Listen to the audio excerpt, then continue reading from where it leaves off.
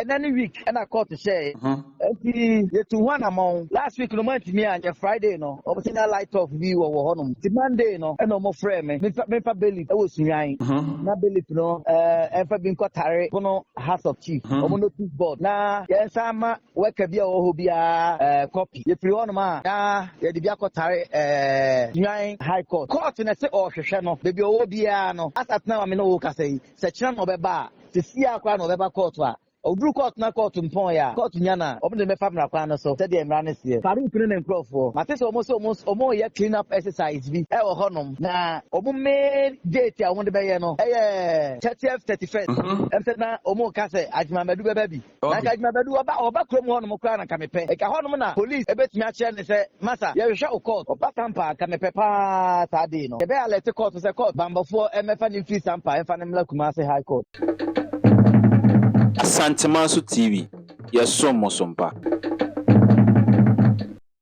Mira abahuma so nti meneno abetwetwe nkomodo na afi yahwese ne esitie Mira wadaroma memwadwodo ba Sampamanhene TV enenwumre lejemoso wadaroma na mepato wapom tiseni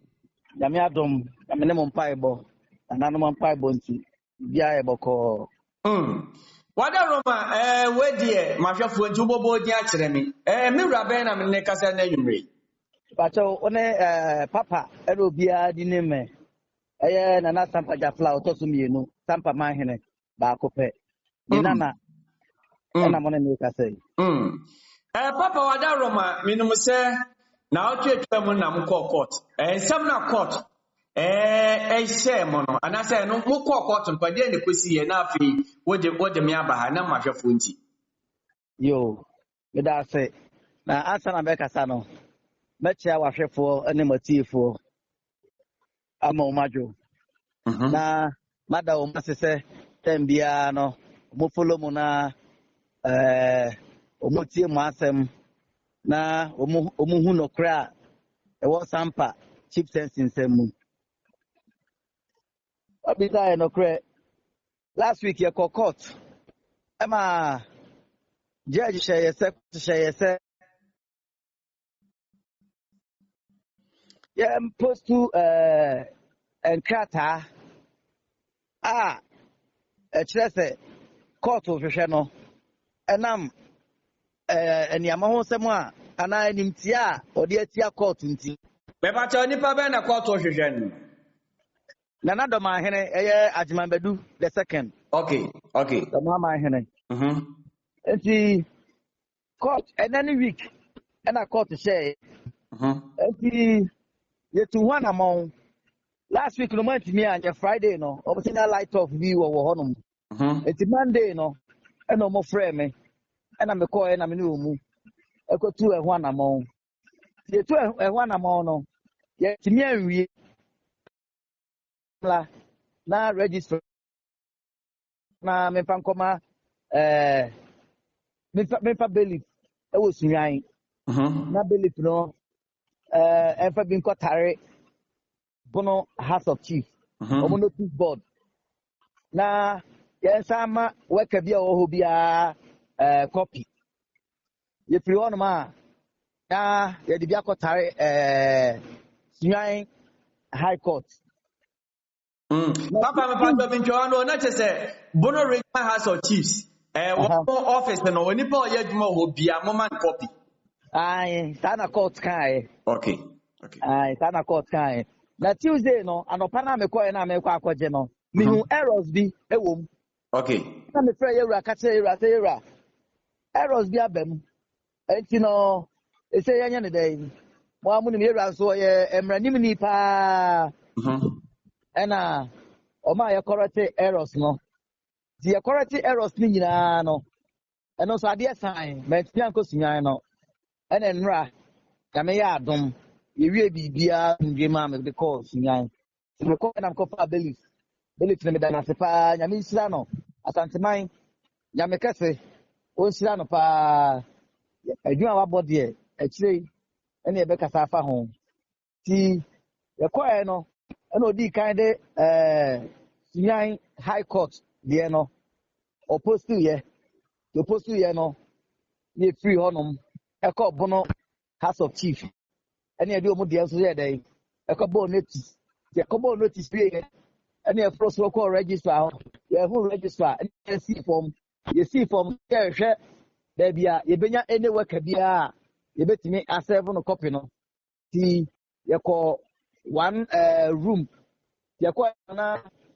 bi wɔ hɔnom ɛna ɔmo bi sɛ ɛneɛ ne yɛbɛyɛ ama ne yɛsɛ sei nti yɛbrɛ mo copy ɔmo so ɔmo ampopo ɔmo ti ɛna ɔmo ma bailiff no forms bi ɛna wɔtwerɛ ne din ɛsan yɛ ɛna ɔmo gye copy no so ɔmo gye copy no kama anigyeɛ so ɛno ano deɛ obiara ni hɔnom a wɔmu no ayɛn ɛwɔ Bono House hɔnom obiara ni hɔnom a ɔyɛ yakayaka deɛ sɛ ebi a wɔmfiri ha nkɔ a yɛbɛyɛ mu sei sɛdeɛ last yɛde dɔmadeɛ no ɛkɔ Dormahene deɛ no ɛkɔ a ɔmo intimidate yɛn no ɛno adeɛ yɛhu ne saa ɔmo gye yɛfɛ so yɛde ma ɔmo wieɛ ɛna ɛdan yɛni ɛba court hɔnom bailiff no office yɛba bailiff no office no ɛna ɔbɛ prepare approve of service ɛmaa me ɛna mesi mo ɛde baeɛ nti me baeɛ no ɛno ano adeɛ saa me nti anɔpa yi ɛna meto aso de kɔɔ court ɛkɔkyerɛ wɔn sɛ approve of service a wɔn de maa me no ɛnie ɛna wɔn gye yɛ kenkan yɛ ɛna registrar san yɛ nti registrar san yɛ no ɛna yɛde ato docket no so sɛ bailiff no wasan sunyan ɛdeɛ no awie wayɛ biribiara kama nti ɛhɔ ɛna mesan gyina mu ɛfa bailiff ɛmaa ne posti Kumasi deɛ Kumasi high court deɛ no nti Kumasi high court deɛ no yɛaposti ti bɛtumi akɔ na ɔmakɔ notice board hɔ ɔmakɔ akɔ redi bi asatena na mefiri hɔ nom no na nipa gyina ho bebree ɛredi post no a yɛakɔ post no mepakyɛw ayɛ so nyɛ asɛm na wokan dabi Kumasi deɛ no a ɛnɛ mekɔyɛeɛ no okay eti mefiri hɔ nom no megye copy ɛde kɔ yɛ lawyers no ɔmo nso na ɛde ade no ɔmɛkɔ akɔ publish wɔ Daily Graphic Daily Graphic no meyɛ sure sɛ ebia endru Monday no nara ɛno no aba out nti mɛ monitor mo nso mo nkɔ so a monitor Daily Graphic da ɔmo de bɛba no na mo di ho adanseɛ nti no adwuma na court ka sɛ yɛnyɛ no almost done meyɛ sure sɛ nyambo a Monday no na yɛfrɛ ne sɛ Daily Graphic nso de aba na me request for front page yɛmfa ne mmɔ front page yɛmfa Dormahene ɛmmɔ front page yɛnka sɛ court hia no nti woka front page no hu na ɔno wobɛkyerɛ wo sɛ ebi asɔre no na kɔ read the whole story ɛtagya mosoma yɛn a na adwumadeɛ a court kaa sɛ yɛnkɔdi no na almost done aka papers ɛbɛba mu wɔkyɛ sɛ biribiara wie pɛyɛ okay papa wo nsɛm no na kyerɛ sɛ court deɛ wanhyɛ mo sɛ momfa bi nkɔbobɔ Dormahene fie anaa dabi court anhyɛ yɛ saa court anhyɛ yɛ sɛ yɛmfa bi nkɔbɔ Dormahene fie wanka sɛ yɛmfa bi nkɔ nana agyemambadu baabi a ɔyɛ adwuma court anhyɛ yɛ saa sɛ yɛnyɛ deɛ court hyɛ yɛ no ɛno ara na yɛdi so a yɛayɛ no pɛpɛɛpɛ nti no aka sɛ Daily Graphic ɛde ɔmo nso so deɛ no ɛbɛyɛ dɛn ɛbɛba yɛsɛ sɛ ɛfiri Monday ne deɛ ɛbɛba out ɛna meka sɛ monkɔ so a monitor me nso me monitor deɛ menya biara no mema ahwɛfoɔ aso nsi ɛwɔ ho mede bɛbrɛ mo na mama ahwɛfoɔ ahu deɛ ɛkɔ so na ɔmadi ho adanseɛ daakye papa sɛ woka ne sɛ wa request the front page of Daily Graphic now you see an wo kasem no ɛyɛ kɔyɛ sɛ anasɛ ɛbɛgyema bɛdo ayɛ wanted ana what declare wanted ana court na declare na anasɛ nsɛm no sanity wayɛ wanted court na sɛ ɔhwehwɛ no cause so na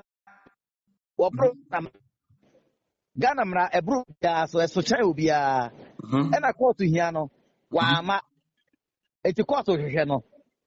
bebi owo bia no asat na me no wo kasai se kira no beba se sia akwa no beba court a obru court na court mpon ya court nya na obde me famra kwa no so se de mra ne sie Papa, minimum say nana woye mrenim ni pa. Na empempia no busa say, ye ne ye wachire no. Ye ne koba say ya, ye ne nya abodwoye esunsum bi sei. Anase isi ana mo de kobo ho no. E de ba de no koso wo Sampa.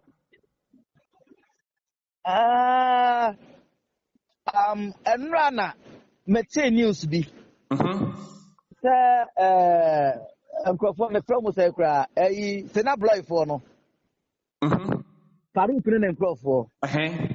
ha mate so almost ye clean up exercise bi e wo honom me ba ta wa Sampa ai almost ye clean up exercise bi e wo krom honom na omo me date a won de be ye no 30th 31st na omo ka se ajimamadu beba bi na ajimamadu oba krom ho no mo kra na kamepe e ka ho no na police ebetimi a che ne se masa ye hwe o court oba Sampa kamepe pa ta de no kamepe kebe alert court se court dipa na mo hwe no no oni o oba Sampa enti no moma bambofo emefa ni fi Sampa efa ne mla Kumasi high court Papa na take first no me pa cho sasa ye bi wo ho ana ye wo ho momo yi ai ana the same sad date na wo mo de be ye clean up exercise sa no mo kan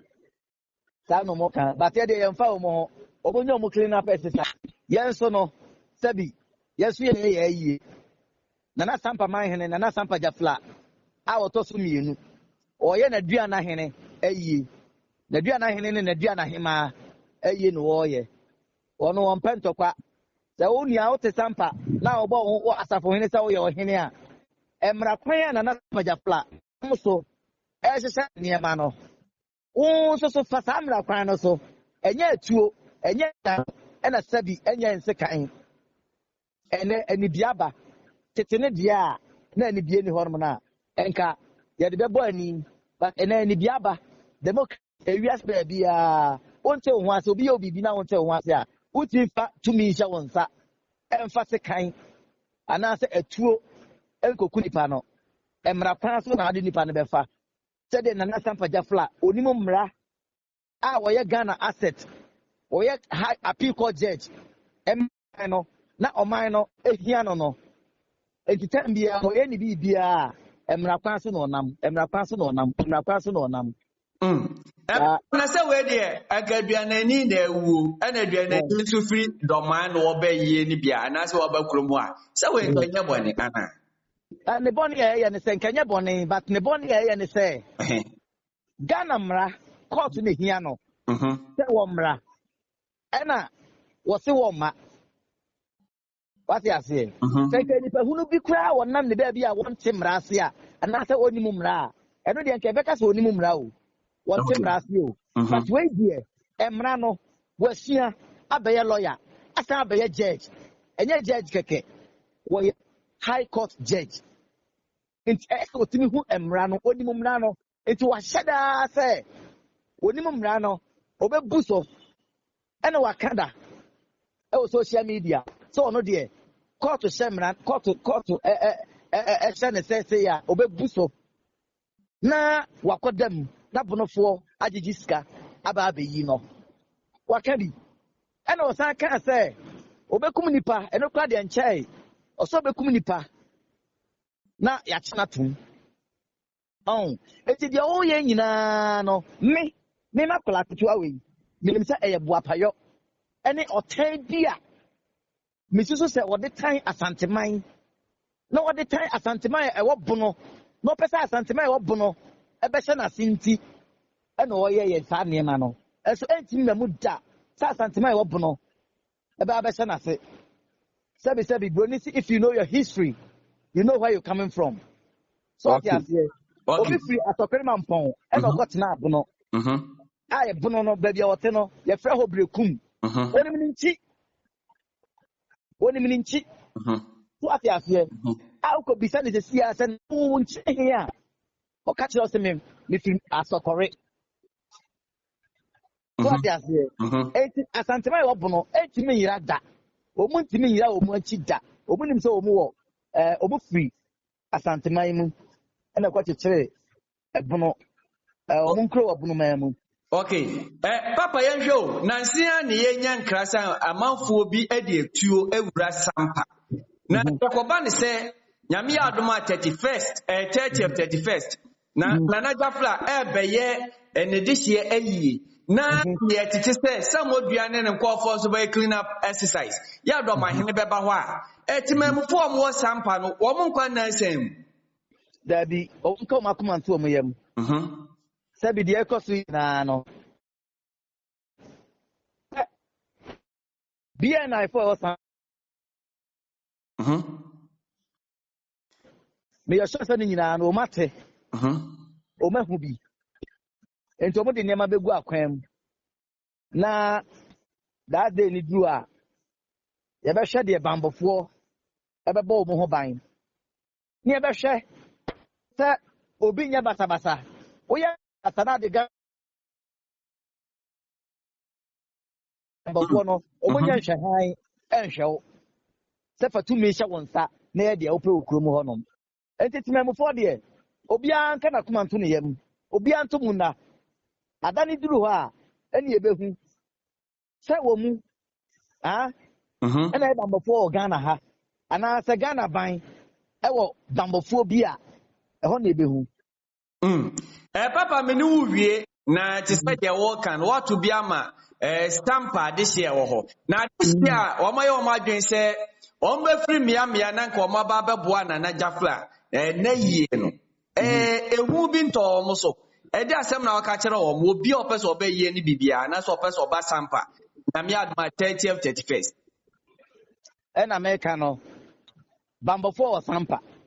okay bambofo omu o Sampa sabi na mebe na yie woni na konya etna ase eye hu nheseye ena ekawo na so wodi kangi oko notify ayifo bambofo mu say any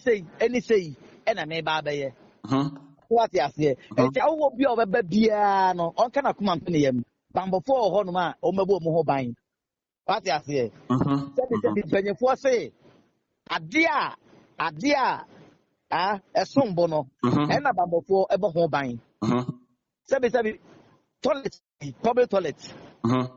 ena bank if it's a bank kwa na esusu bank kwa na toilet ni esusu bank no the ns one faso bank entitam bia obedu bank no na soja ni kwatu ana police ni kwatu ejina honom oko Bank of Ghana esia obo soja fo any police fo omo ye dey omo obo ho ban cause ya dia ehia o man no enti na Sampa jafla oba Sampa na ohu se police di nachi ne hu ne hia enti da police di nachi no na de ma make sa asem we matete se ye okromfo no da Faruk ne nkrofo se da bloy fo no also omudin ba ko ne de omudin o se wa ase wa omudin ba ko bi Faruk na de bibi to aso wo se se ye okrom yo Faruk ye okrom se na bloy no so ase kire se be ma wo henfa yo matete se omu ka se tambia na Sampa beba na Sampa jafla ebeba Sampa bia no na abambofo di nachi ebo nachi dom ni ade na me ka ade omu se adepa ene ebo ho ban adepa ye bo ho ban Ghana sabi president o ko ba bia ye bo ne ho ban yo ye bo ne ho ban pa na me ne onam wa na boy ho ban ra president ne ya adepa ono man no ehia no eti na Sampa jafla eba Sampa na so okọ Sampa ono ene ehia ma o man no wono na bambofo ebedi na chia bo ne ho ban eti so mo nti o mo ho ase a ana ma cheche mo akere o mo no just say bia osuro bibi what you say Ghana man nyina hia no Sampa man nyina hia no enti eso mo ma bambofo ye den e bo ne ho ban asante man hia no ni nimde ene ne nyansa ekura no asante man hia no nti no ba bia obekọ bia no ese bambofo ye den e bo ne ho ban e ma o man no Papa, wadaroma meda sepa na omra onya de ma Sampamanhene so TV ahwefo. Na say nyame dia onko so ambo ye ho ban. Aseda ye nyame dia. Na ebi ko amo. Yankopon wo sira mo pa asem yi ba from day one. Mo dia kire sa enche bia eja ebedum. Jabedum. Aseda na Dormahene. Wo se wo ye bema. Eti se na Sampa jafla. Wonya de. Onfa no nkoma court, se court minie. Yesimu nyame 14 days. Minie e ma na nso. Minimum ra. Onfa ko enko cancel court say waba. O ma nye gidi. O ma nko ye yi e friend say bench warrant. Yakochi ya mana. We no kra na aba no kra no. Monday say eba graphic mo a. When say newspaper review, mo am the programs. Newspaper review. Just say hard Jane. Okay. Ebe good animal say. Okay. Position of High Court. Okay. Position of Dormahene. Na wuni mumra. Okay. Medasi.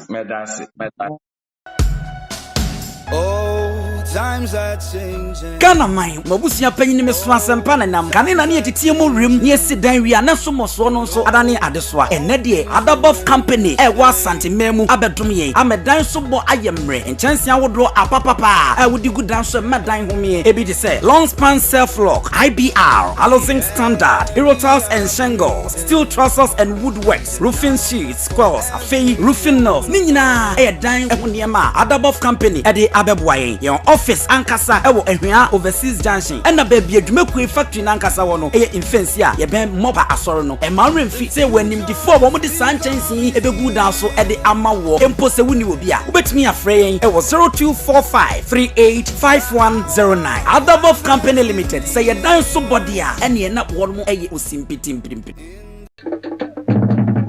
Sampamanhene TV. Yes, Sampa.